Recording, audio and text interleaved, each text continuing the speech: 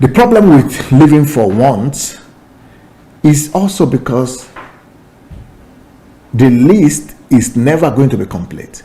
You will never know when to say it's okay or it's enough. You will never be able to stop. And that's what the Bible talks about in 1 John chapter 2, 15 to 17. When you live for want, is living for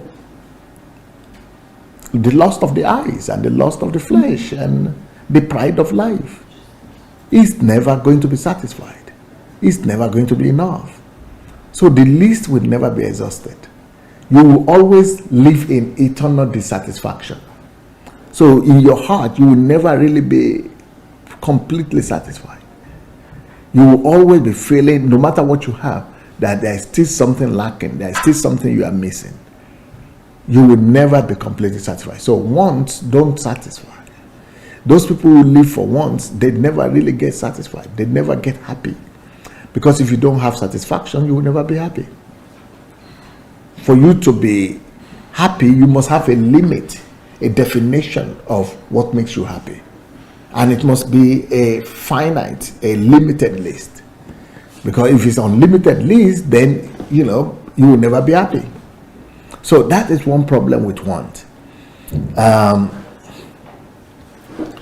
Basically, anything that you get through the five senses, they are insatiable. So if you are going to tie down your joy, your satisfaction to things that you experience as a taste, you will never really be satisfied, because you will feel thirsty tomorrow again. You will feel like tasting something else in future. If it's something that you feel will satisfy you through feelings, the feeling will not last you more than 20 minutes. Anything that comes from the five senses, their satisfaction is limited. Their satisfactory lifespan is not more than 2 hours. There is nothing that you eat that will give you satisfaction of eating it that will last more than 2 hours. If you eat ice cream, that taste of ice cream will disappear in under 2 hours, maybe under 20 minutes. If you wear a cloth, that feeling of pride will evaporate in less than 2 hours. If you feel a touch, that you're touching somebody and you hug someone or kiss somebody or you have sex, it will not last more than 2 hours. So under 2 hours, anything, any satisfaction that comes from the five senses, that we have, that the touch, the taste, all these five senses, they would disappear under 2 hours. Any feeling, any satisfaction, any joy, any pleasure you get from any of the five senses, what you see, what you hear, what you touch, what you taste, all these things will disappear in under 2 hours. So in the next 2 hours, you need another touch. In the next 2 hours, you need another taste.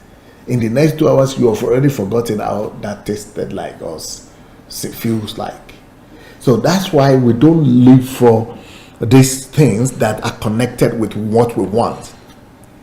We will always have wants, but you should mellow it down. You should, stem it by your values, by the values of what is right, by the values of your needs. And you should get yourself to a place of satisfaction on the level of needs. That my satisfaction is going to be determined not by wants or what I feel, but by what I need. Once I have met my basic needs, yes, I will train myself to be satisfied. I will rather be satisfied already. If I'm going to have more, let more come later on, but that more doesn't determine my satisfaction.